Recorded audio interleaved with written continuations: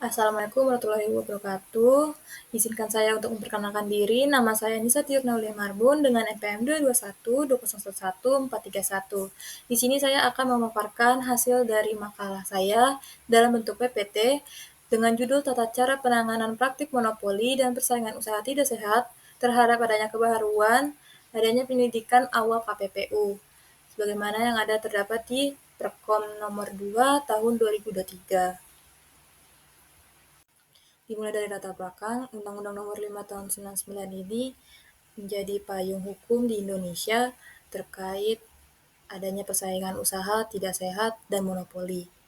Undang-Undang Nomor 5 ini tidak mengatur secara rinci tentang adanya hukum acara dalam hal penanganan perkara persaingan usaha.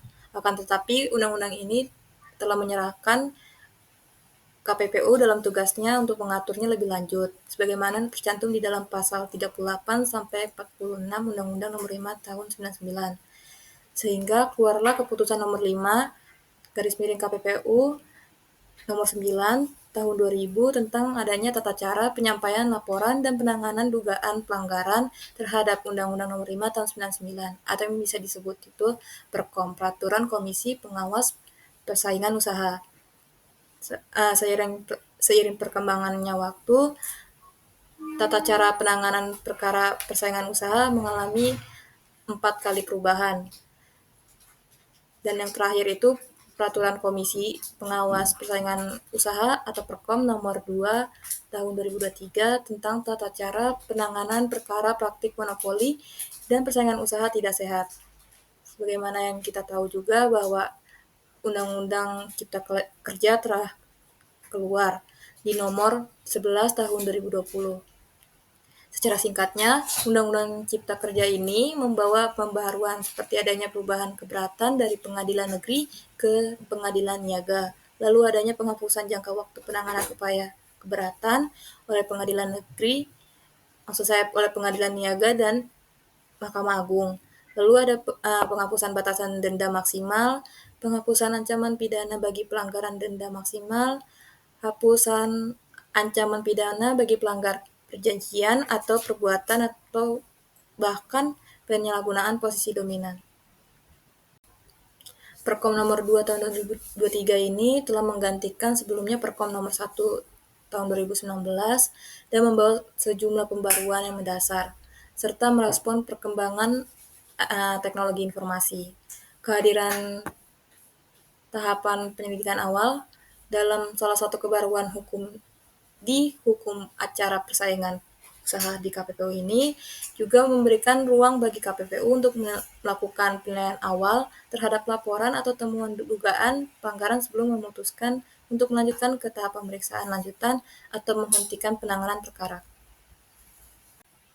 Adapun terdapat rumusan masalah yang hendak saya kaji dalam bentuk 2 pertanyaan, yakni bagaimana mekanisme penyelidikan awal dalam penanganan perkara praktik monopoli dan persaingan usaha tidak sehat menurut Peraturan Komisi Pengawas Persaingan Usaha Nomor 2 Tahun 2023 dan apa implikasinya terhadap efektivitas penegakan hukum persaingan usaha di Indonesia.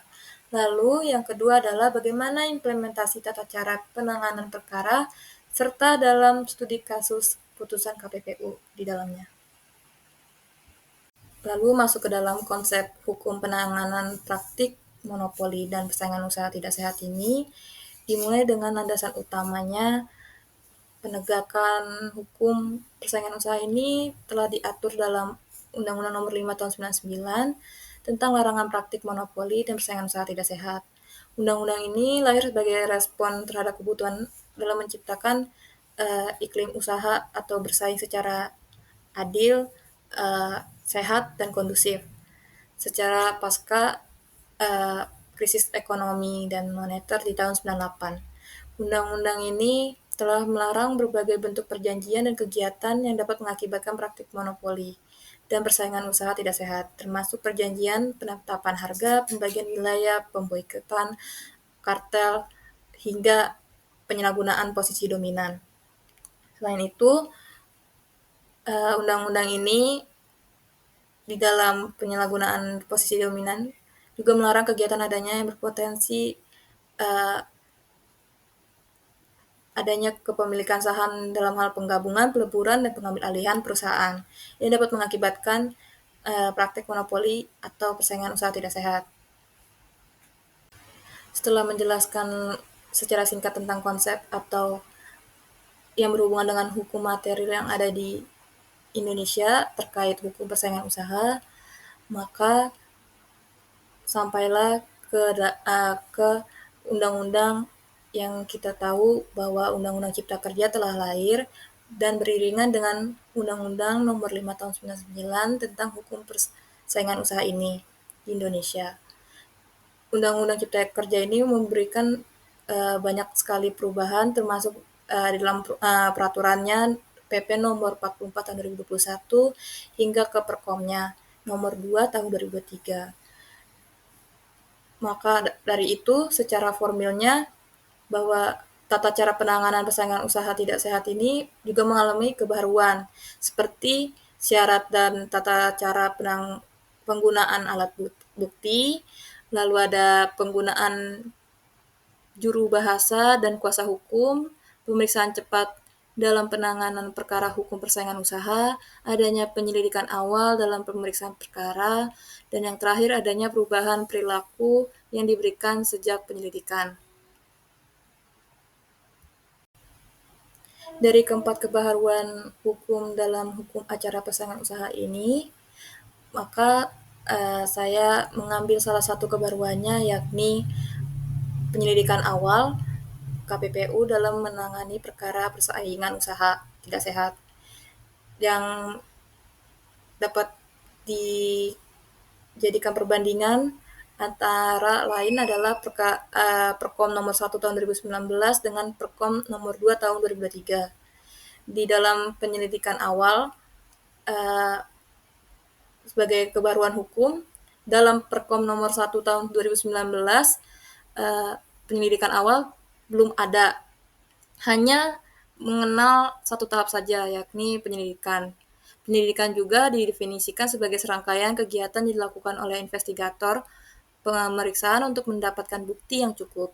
Proses dimulai juga setelah laporan memenuhi syarat, kelengkapan administrasi, kejelasan, dugaan pasal yang dilanggar, penilaian kompetisi absolut komisi, dan terdapat sekurang-kurangnya alat satu bukti. Lalu di Perkom nomor 2 tahun 2023 ini secara detailnya lagi dibagi menjadi 2 tahap, yakni penyelidikan awal dan penyidikan saja. Di mana penyidikan KPPU ini dibatasi dengan adanya bahan pengumpulan alat bukti untuk bahan pemeriksaan. Dalam pengumpulan alat bukti ini sama seperti Perkom nomor 1 tahun 2019, sekurang-kurangnya 1 alat bukti. Lalu ada mekanisme menjadi lebih terstruktur dengan pemisahan tahap penyidikan awal dan penyelidikan. Penyidikan awal ini berfungsi untuk tahap pra-penyelidikan dalam hal melakukan penilaian awal terhadap laporan atau temuan sebelum dilakukan tahap penyelidikan formal atau lebih lanjutnya dengan tujuan mengumpulkan alat bukti yang cukup untuk diajukan ke sidang majelis komisi. Sebagaimana yang dijelaskan sebelumnya tentang pendidikan awal, maka pendidikan awal ini dibagi lagi menjadi 2 jenis, yakni ada laporan dan inisiatif.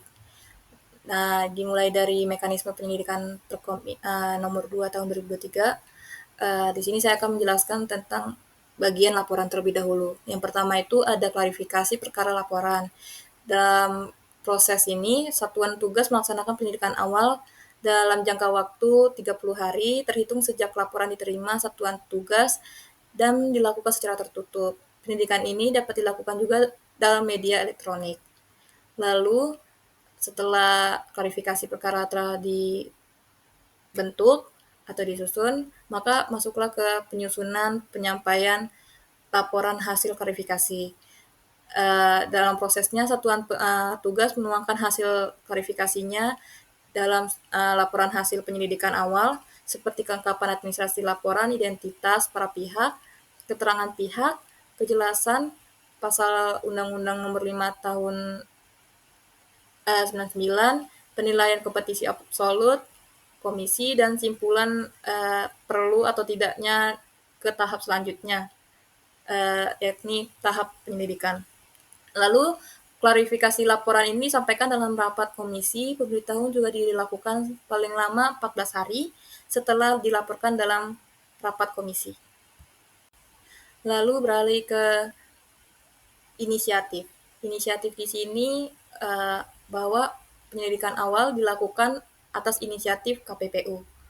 Berikut prosesnya, yakni yang pertama penelitian inisiatif komisi. Unit kerja terkait mengusulkan penyelidikan awal perkara inisiatif dalam rapat komisi. Lalu dilakukan oleh satuan tugas dalam penelitian inisiatif komisi, mulai dari meminta keterangan para pihak yang diduga mengetahui dan atau membuat terang dugaan pelanggaran, mengumpulkan verifikasi, menganalisis surat dan atau dokumen, data, keterangan, dan atau informasi tentang dugaan pelanggaran, melakukan pemeriksaan setempat. Lalu ada juga selama proses ini dilakukan secara tertutup dan dapat dilakukan melalui media elektronik sebagaimana di dalam pasal 30 Perkom nomor 2 tahun 2023. Setelah mendapatkan hasil penelitiannya, maka beralihlah ke proses penyusunan dan penyampaian laporan hasil penyelidikan awal perkara inisiatif komisi. Yang pertama itu ada satuan tugas menyampaikan hasilnya ke pimpinan unit kerja yang menangani notifikasi untuk dilaporkan secara berkala dalam rapat komisi. Lalu hasilnya ini akan ditentukan bahwa laporan hasil ini akan dilanjutkan atau tidak. Kemudian masuk ke implikasi pendidikan awal dalam hukum persaingan usaha di Indonesia. Implikasi dari kehadiran penyelidikan awal ini sangat berpengaruh terhadap efektivitas penegakan hukum persaingan usaha di Indonesia. Yang pertama, tahapan ini memungkinkan KPPU untuk lebih selektif dalam menentukan perkara mana yang layak dilanjutkan atau tidak, sehingga sumber daya yang terbatas dapat dialokasikan secara optimal pada perkara-perkara yang memiliki dampak yang berpengaruh terhadap persaingan usaha. Yang kedua itu penyelidikan awal memberikan perlindungan baik dari pihak pelaku usaha dari proses hukum yang tidak perlu, mengingat pemeriksaan lanjutan dapat menimbulkan dampak reputasi dan biaya yang tidak sedikit.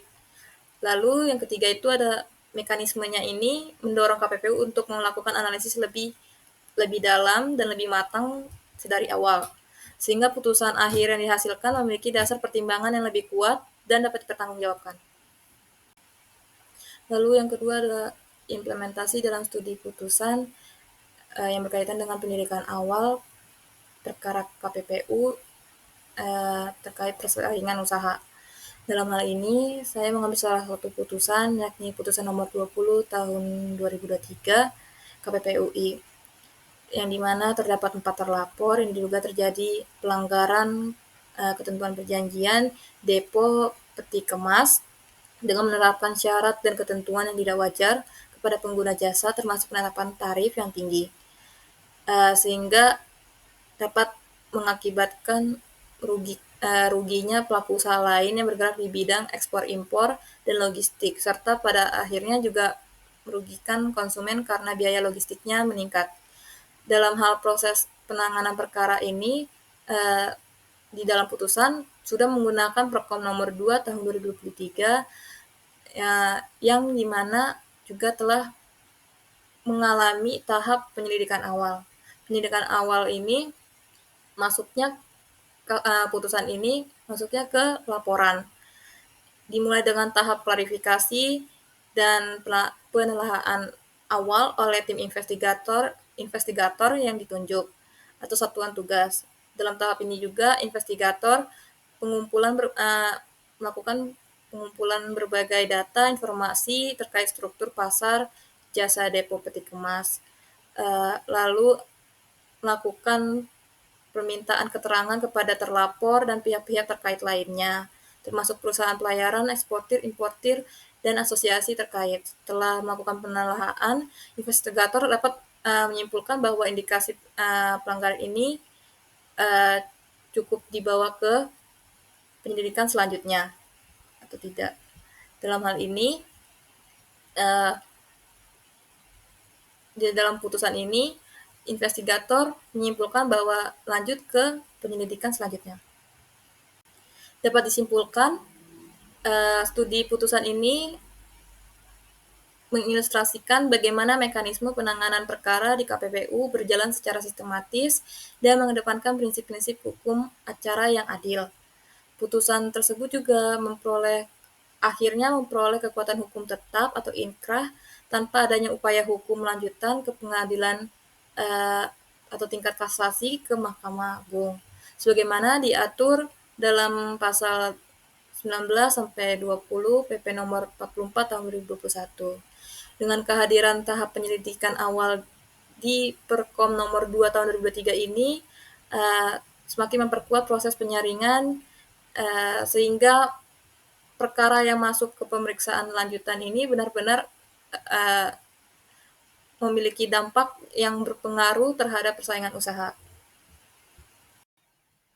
Hingga tibalah pada titik kesimpulan bahwa tata cara penanganan praktik monopoli dan persaingan usaha tidak sehat di Indonesia ini telah mengalami perkembangan yang sangat signifikan seiring dengan adanya undang-undang terbaru, yakni Undang-Undang Cipta Kerja Nomor 11 Tahun 2020 dan peraturan di bawahnya yakni Peraturan Komisi Pengawas Persaingan Usaha yakni Nomor 2 Tahun 2023 yang telah menggantikan Peraturan Komisi Pengawas Persaingan Usaha Nomor 1 Tahun 2019.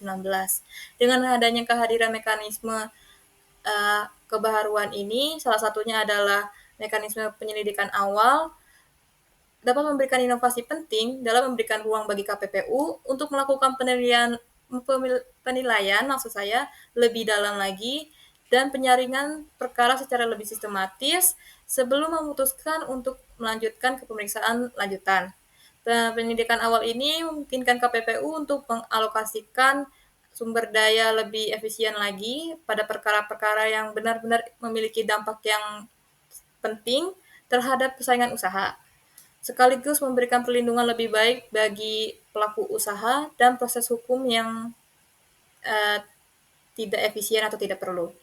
Selanjutnya, adanya keharmonisasian antara undang-undang persaingan usaha, yakni Undang-Undang Nomor 5 Tahun 99 dengan Undang-Undang Cipta Kerja Nomor 11 Tahun 2020 ini menunjukkan adanya komitmen pemerintah untuk menciptakan adanya regulasi yang seimbang untuk memudahkan dalam hal berusaha secara sehat. Dengan adanya perlindungan persaingan usaha juga, yakni Perkom nomor 2 tahun 2023 ini telah menjadikan suatu instrumen atau akomodasi dalam hal bentuk efisiensi tanpa mengorbankan substansi perlindungan persaingan usaha. Lalu adanya implementasi dalam studi putusan KPPU ini telah menunjukkan bahwa mekanisme penanganan perkara telah berjalan secara sistematis dengan mengedepankan prinsip-prinsip process of law dan memberikan kesempatan yang adil bagi semua pihak yang ingin didengar. Setelah itu, adanya efektivitas ke depannya terhadap penegakan hukum persaingan usaha akan sangat bergantung pada konsistensi penerapan regulasi, kualitas analisis ekonomi dalam pemeriksaan perkara, serta adanya kemampuan KPPU dalam hal beradaptasi dengan dinamika pasar yang terus berkembang, sebagaimana yang saat ini adalah kita berada di era ekonomi digital dengan menghadirkan bermacam-macam tantangan baru dalam persaingan usaha. Sekian dari pemaparan PPT saya, terima kasih.